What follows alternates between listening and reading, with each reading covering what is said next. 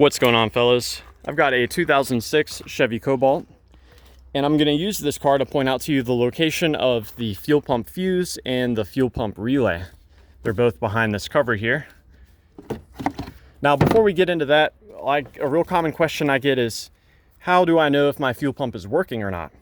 Well, on this vehicle, we've got a fuel rail here with a Schrader valve on it, which is fortunate for us. We can unscrew the cap here and install a fuel pressure gauge, which are available cheaply at Harbor Freight. If you don't have a fuel pressure gauge with you, you can depress the plunger on the Schrader valve here, and you should see fuel coming out. If you push that down and absolutely no fuel comes out whatsoever, your fuel pump may not be running. If you do see fuel coming out, it doesn't necessarily mean that the fuel pump is working. It just means that there's some pressure coming through.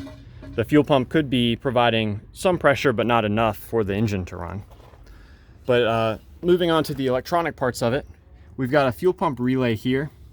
This relay is controlled by the computer, and it is turned on momentarily after you first turn the key on, and it comes on permanently. It remains running once the engine is actually started. My favorite way to troubleshoot this is I'll tap on the relay while someone's trying to start the car. I'll also grab the relay and wiggle it.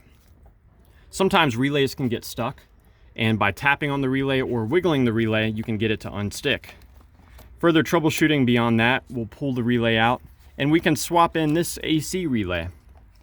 If after I swap in my AC relay, the fuel pump starts to run, then I know that the relay that I took out is probably no good. And do be careful when you reinstall this relay. You could install it in two positions because of the way the pins are set up.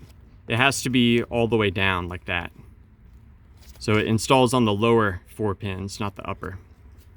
Now, when this fuel pump relay energizes, it sends power to the fuel pump fuse, which is this 15-amp fuse right here. If this fuse is blown, there should be a spare 15-amp fuse in this area here.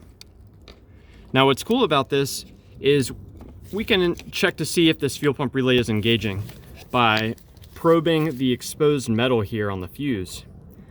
If you do not see if you don't see battery voltage present at this exposed metal, then your fuel pump relay is not engaging. You can also provide your own power to the fuel pump by sending power into this fuse at that exposed metal. When the fuel pump relay engages, all it's doing is connecting these 2 pins together. When you connect these 2 pins together, it should send power to that 15-amp fuse. When the computer desires that the fuel pump run, you should be measuring 12 volts between the 2 blue pins here and here. If you never measure 12 voltage between these 2 pins, then the computer, for whatever reason, may not be deciding that the fuel pump should run. So yeah, I hope that this information is helpful for you. Please do let me know if you have any questions, or more importantly, any advice about troubleshooting the fuel pump on your Cobalt.